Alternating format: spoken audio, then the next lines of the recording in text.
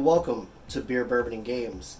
I'm your host, Chris, and I'm glad that you made it to the channel. So to get things started off, let us first grab a drink. Today we're going to pour a glass of Smooth Ambler Contradiction. Now this is a 92 proof or 46% alcohol if you prefer that number, and it is a blend of straight bourbon whiskeys.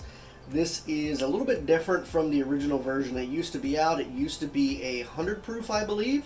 This is the only version that I have ever had, and I do like it. You can tell that I have already had some. It is one that I enjoy. It is very smooth and relatively inexpensive for what you're getting. So, to me, it is a great product to sip on while we discuss video games. If you do not have bourbon or whiskey, grab yourself a beer, grab yourself a soda if you are underage, whatever you would like. Just kick back, relax, take a swig, and let's talk about Minecraft Dungeons. If you do not know what Minecraft is, I don't know what rock you've been living under, but welcome to the world. As you have found this video, you are learning about Minecraft for the first time. Minecraft, simply put, is a Lego game for adults, children, anyone that really wants to be creative.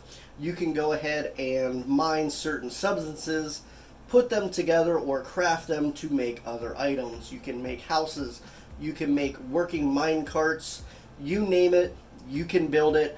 Now you can do so at your leisure. You can either go ahead and just do a very peaceful, calm game where there are no enemies or mobs as they like to call them, or you can also do an adventure mode where you have to survive the mobs and try to reach the end of the game, which is to fight the Ender Dragon in the Ender.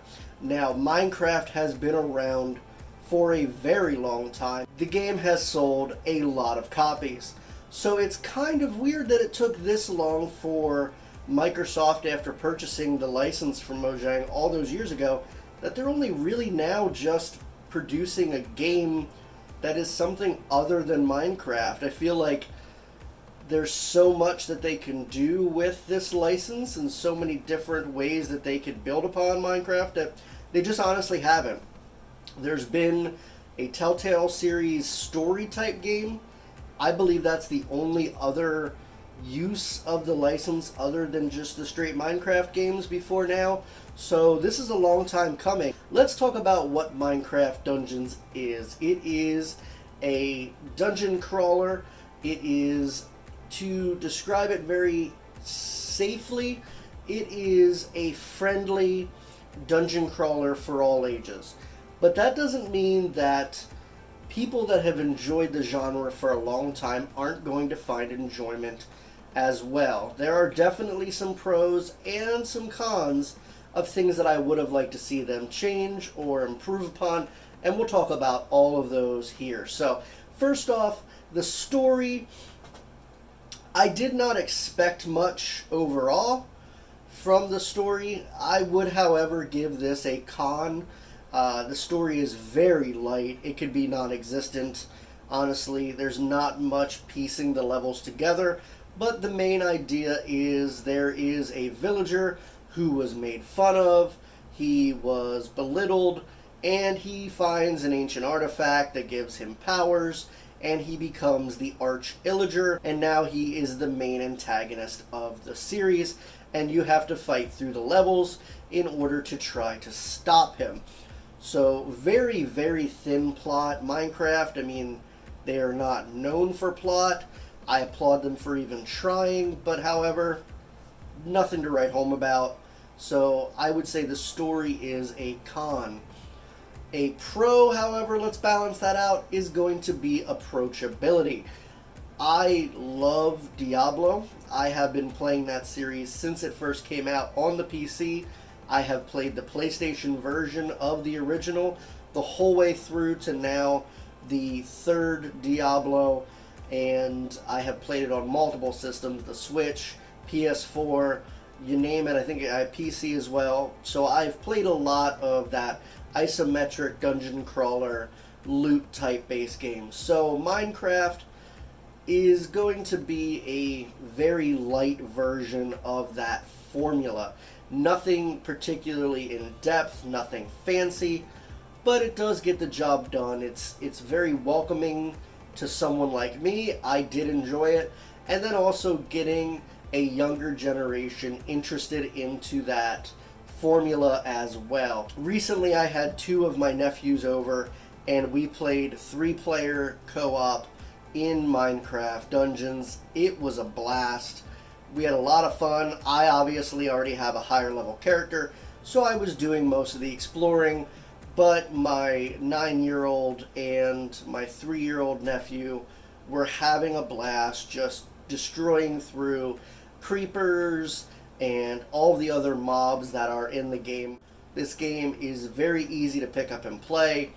It is a fun game no matter what age you are, so I think that that should be commended overall. Now the next thing let's talk about is the length. Now for a lot of reviews I have watched, they have marked the length as a con.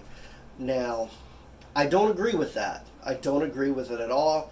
There are 9 main levels in the game, and I know 9 doesn't sound like a lot. 9 sounds pretty short. Now, this is why I disagree wholeheartedly with that. 1, there are 5 hidden levels as well within those 9, so that does bump up the number a little bit. From the onset of your adventure, you only have 1 difficulty level, and you must beat the game in order to unlock the next one. What is the pro to that? Why would I even care to replay this? Well, as you unlock different difficulty levels, you then can get better gear for your adventure. You can get better armor sets, you can get better weapons. Also, the bosses and the regular mobs do get more difficult, so it is a little bit more of a challenge for veterans to the genre. So it's a lot more inviting to someone that wants a challenge. I would welcome them to breeze through the first part of the game and then go ahead and try to make their way through the other 2 difficulties that you unlock as you beat them respectively. And there are some DLCs that are coming. July 1st was the first DLC that launched. It was Jungle Awakens, and I believe it gives you a few more levels, I think maybe 3 or 4. I haven't played it yet, so I'm not 100% sure what that is like. And then the next one is going to be a winter update where you go into the frozen area, and I'm not sure the release date on that yet. I don't think they have quite announced when that is coming. Another reason why I don't think it's fair to criticize a game for only having 9 levels is the price tag. So most games come out at $60. Pretty universal nowadays. This game released for $19.99 USD. For $20, you get a game that has a ton of replayability. There is so much you can do. Every age range can play it. It is a lot of fun, and it is well worth that money. If you want to go ahead and buy the more expensive version, there is a Hero Edition that came out on launch that you can buy that is $29.99. And with that, you get both DLCs that are planned on release. You get a pet, I believe it's a bird, and then a few extra skins. So $30, still half the price of a normal game. You get the full release of the title. You get 2 DLCs. $30, I really can't complain. I've already beaten the game multiple times. I've gotten probably, I think, 20 or 25 hours into the game. Well worth the money right there. Now let's talk about a few negatives that I have about the game. First negative, we're going to let's lump some of these together. They're very, very simple, so we're just going to lump it. The first negative I have here in this list is the lack of crafting. So Minecraft is known for crafting. It's in the name, Minecraft. But there is no crafting in this game. Now, I wasn't expecting full-on levels of Minecraft stuff, but it would be pretty cool. Just imagine this, you're playing Minecraft Dungeons, and you destroy some environment or you kill an enemy and they drop some materials. You can then go back to a workbench at your camp and then say craft your own customizable weapon. Use that material to build a sword, an axe, something along those lines, a staff. It's just a cool way to kind of put together the crafting and then the Diablo style gameplay, and I think it's a missed opportunity and something that I hope they add later. The next one is a lack of any skill tree. There is a character, you can pick what skin you want to be, but there's no classes, there's no warrior, mage, rogue, anything like that. You just get your character and put on whatever type of armor and weapons that you want to, and that pretty much is what kind of decides how you're going to play. Maybe you equip a staff and you consider yourself a mage and you play from a range. That's perfectly okay. Equip a really nice sword, maybe you're considering yourself a barbarian. Cool, but there are no special skills in the game that are class specific, which to me is a little bit of a downgrade from the Diablo formula and something that I wish that they would add in the future. Let's take a sip here. I am getting parched from all this talking. Okay, so the next thing that is a con in my list is the lack of a real shop. And what do I mean by that? So when you kill enemies, you get some shards that you can essentially spend at either an armor vendor or a weapon vendor. But when you walk up to them, there is no way to look at their inventory and say, I want this, this, and this. You can't buy potions. You can't buy certain armor sets. You walk up to them and you buy an item for X amount of money, and it is completely random. I have spent 30 minutes already just randomly spending the money that I earned, hoping to get something that would work with my current armor set or something that was useful, but there was nothing. So it's really a big con for me, and when I found that in the game, I was questioning myself. I'm like, there has to be something else. I have to be missing something. Maybe this evolves. But no, it's how it's been the multiple times I've played through. There's no shop. It's just hope, fingers crossed, that you get something good. It is what it is, I guess. Something that I hope that they improve upon, because I really don't like that system. I don't like the random chance that you might get something good, or you might just waste all of your money. Now let's balance it out here with a pro. And for pro, I'm going to give the graphics an applaud. I think they look quite good. They really lend themselves to the source material quite nicely. I think they do a good job of maintaining that Minecraft aesthetic while also adding that Diablo touch to it. Very nice viewpoint. I didn't have any issues with performance on the Switch with both docked or undocked. I haven't played it on the other consoles, so your mileage may vary, but with the Switch being the weakest of the consoles, I'd say if it's able to play it, all the other consoles should be good. So Switch is doing good. You should be fine.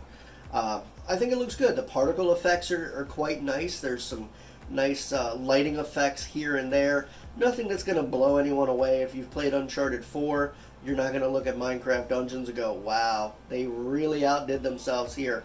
But for what it is, $20 game, it looks quite nice. I'm pleased with it. I feel like all the menus work very nicely. Nothing feels overcomplicated. I think it's very accessible to a lot of people, like I've said before. So that's a pro. I think they did a really, really nice job. Lastly, we're going to talk about one further thing, and that is going to be what they've replaced the skills with. So I mentioned in the cons that there's no skills. They did balance that out, however, with artifacts. So artifacts in the game are pretty cool. You've got a couple of things that you can use at your disposal. So you've got your main attack, whether it be an axe, a sword, a mage's staff that could shoot things. You've got a side weapon, which typically I used a bow and arrow. And then you've also got some secondary skills that you can use that you can change through different artifacts. One of my favorites was one that shot a firework-like thing at mobs and it would explode and make an area of effect. Another one that I used very commonly was this tiki-looking shaman's shield thing that I would put down, and it had an area of effect that would heal you or anyone that was in that. There's also some that as you killed mobs, you got their souls, little kind of like ghost looking things, and you could then unleash that for a powerful like lightning type strike, things like that. So there's no skills, but they did balance it out with those weapons. So it's kind of a fair trade-off. I think I would have preferred the class and skill-based systems instead. However, it is what it is. I think they did a pretty good first job.